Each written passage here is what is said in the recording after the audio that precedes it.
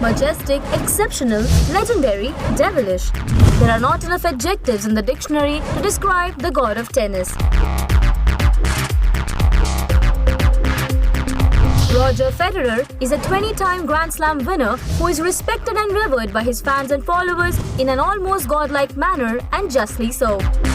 His power-packed smashes, excellent footwork, and efficient techniques not only made him win matches but create history. Be it his graceful yet devastating one-handed backhand or his pitch-perfect volleys and serves, Roger plays the game like how it was invented to be played. One life-altering tragedy and 20 Grand Slam titles later, all is forgiven and forgotten, as Roger has brought an element of artistry back to the men's game. This is his story.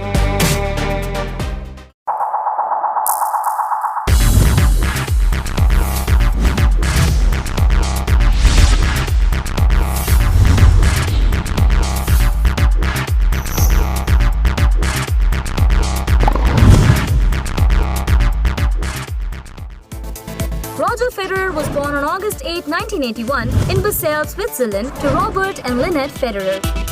Roger was introduced to tennis very early in his life as his parents were avid tennis players. At the age of 12, he decided to quit football, in which he was equally good, and focused all his efforts on tennis, which he felt he excelled at more naturally.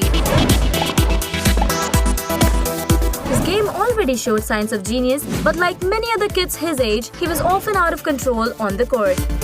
Roger's parents were mortified with their son's behavior, who hurled his racket at the fence every time he played bad shots.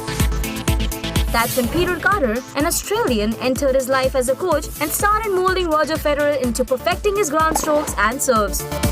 Roger found a father-like figure who helped him grow, and soon Roger started dominating opponents. When he was 14, Federer became the national junior champion in Switzerland and was chosen to train at the Swiss National Tennis Center in Equivalence. In 1998, shortly before he turned pro, Federer won the Junior Wimbledon title and the Orange Bowl and was recognized as the ITF World Junior Tennis Champion of the Year. Roger was slowly making his presence felt as he reached the semi-finals of Association of Tennis Professionals in Vienna and advanced to quarter-finals in Marseille, Rotterdam and Basel, which was his hometown, and by the end of the year, Roger broke into ATP Tour's top 100 by being the youngest player ever to do so.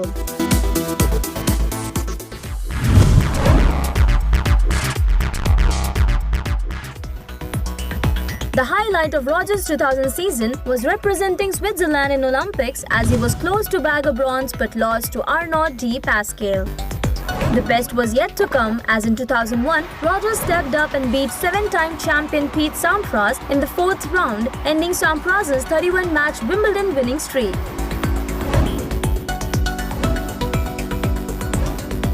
Tennis fans thought this might be Roger's long-awaited breakthrough. But he lost in the next round to Tim Henman.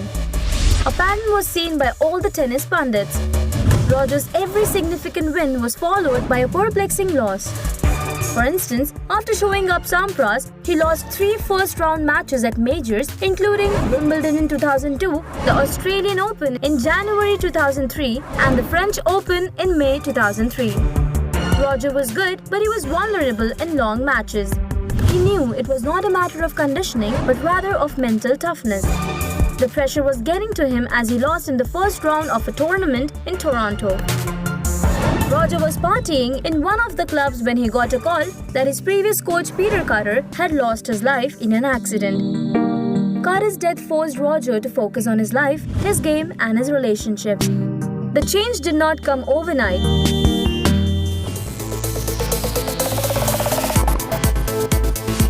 He started by playing in Miami Masters and reached the finals, which he lost to Andre Agassi. His win over Marat Safin in 2002 Hamburg Masters saw Roger entering into the top 10 for the first time. The first Federer Express headlines began appearing soon after.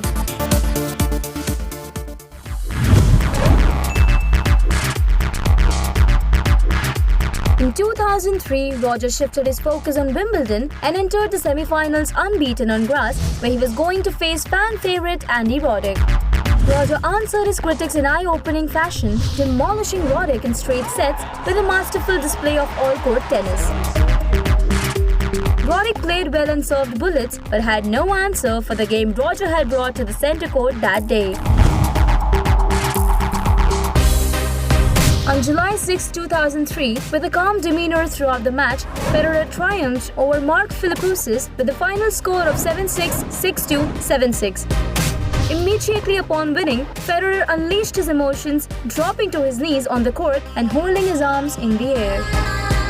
Afterwards, in an interview, he said, "There was pressure from all sides, also from myself. It's an absolute dream for me. I was always joking around when I was a boy. I'm going to win this." Following Wimbledon 2003, Federer lost to David Nalbandian at the US Open in September in the 4th round match. Later that month, he fell to Hewitt at the Davis Cup match as well. The Davis Cup loss hit Roger hard, as the winner was to claim the first Carter Cup, named in honor of Roger's old coach. Carter's parents met with Roger privately after the match and consoled Roger by saying that in Roger's tennis, they saw their son living on. The defeat was one of the greatest lessons in Roger's life, which transitioned him from being a boy into a man.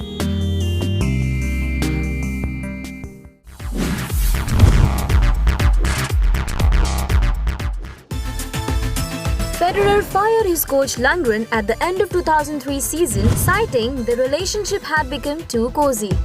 But that did not stop Roger from dominating, as in 2004 he won his first Australian Open, defeating Marin Cilic and vaulted himself to the tour's #1 ranking for the first time. Though he lost in the 3rd round at Roland Garros, he went on to win his 2nd Wimbledon against Andy Roddick by displaying some world-class tennis and won 4-6, 7-5, 7-6, 6-4. After Wimbledon, Roger stormed through the US Open by defeating Andre Agassi in the quarterfinals and Tim Henman in the semi-finals. The finals was set against 2001 champion Leighton Hewitt, and Roger shocked the world by winning the match 6-0, 7-6, 6-0 and secured his first US Open. By winning 3 Grand Slams in a single year, Roger Federer was hailed as the leader of the game's new wave of male players and was saluted for his throwback style. Roger was determined to impose his dominance in the 2005 season. After losing in the 3rd round at Australian Open to Safin and the semi-finals of French Open to Rafael Nadal, who eventually won the championship, Roger came back with a vengeance and won the US Open against Andre Agassi by beating him 6-3, 2-6, 7-6, 6-1. There was really no weakness in his game at this point, and people had started mentioning him among the greatest of all time. If 2005 was a great season, 2006 proved to be an outstanding year for Roger. He cruised throughout the season, defeating Marcus Baghdatis, Andy Roddick and his rival Rafael Nadal in the finals of Australian Open, US Open and Wimbledon respectively. But Roger was denied a calendar year Grand Slam as he lost the French Open title to Nadal in a nail-biting epic finale. According to sports expert Stephen Tignor, Federer's 2006 season is statistically the 2nd best season of all time during the Open era, behind Rod Laver's Grand Slam year of 1969. Roger finished as #1 with 12 single titles, the most by any player since John McEnroe in 1984, and by reaching the finals in the 16 of 17 tournaments he played. Roger started 2007 with the same grit and tenacity and won the Australian Open without dropping a set, beating Fernando Gonzalez. This made him the first man in the 21st century to accomplish the feat after Bjorn Borg did it in the French Open in 1980. Roger then went on to win his 5th consecutive Wimbledon title by defeating Rafael Nadal and equaled the record of Bjorn Borg. He won his 4th US Open by defeating Novak Djokovic and became the only person in history to win 3 majors in a year for 3 years. But history repeated yet again as Roger lost to Nadal in the finals of French Open, missing a calendar Grand Slam for the 2nd time. Still, the champ finished the year being #1 for the 3rd consecutive year. In 2008, Federer won just 1 Grand Slam, which was his 5th consecutive US Open over Andy Murray. But Roger was found suffering from mononucleosis, which hampered his performance in the Australian and French Open.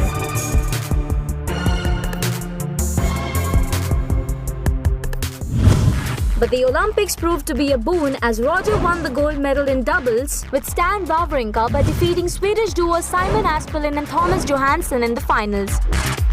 Federer lost in the quarterfinals of singles and finished the year at number 2 after being at the top for 237 consecutive weeks.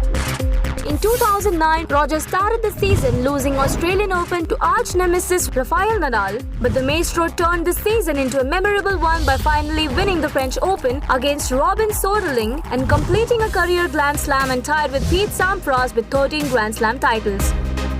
With this victory, Roger turned his attention to the grass courts of Wimbledon where he breezed away into the finals.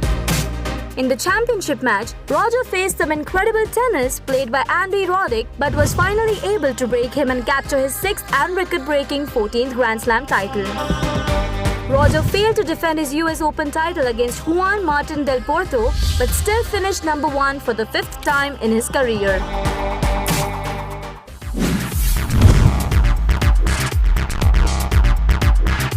Roger Federer was already considered the greatest of all time by his fans and tennis players equally. But the period from 2010 to 2016 was not a great period for Roger on the courts. He won 2 Grand Slams, first the Australian Open in 2010, which was his 4th Aussie title, and a record-equaling 7th Wimbledon in 2012 by defeating Andy Murray. But the rest of time, Roger was plagued with injuries, especially his back, which was recurring throughout this period. Many started saying that finally Roger should think of retirement, but the genius was not yet done. Roger received a lot of happiness outside the court, as in 2011, Roger was voted as the 2nd most trusted and respected person in the world, next to Nelson Mandela. Also, Roger had gotten married to longtime sweetheart Miraslova in 2009 before she gave birth to their twin daughters the same year. The couple were blessed again with another set of twin boys in 2014.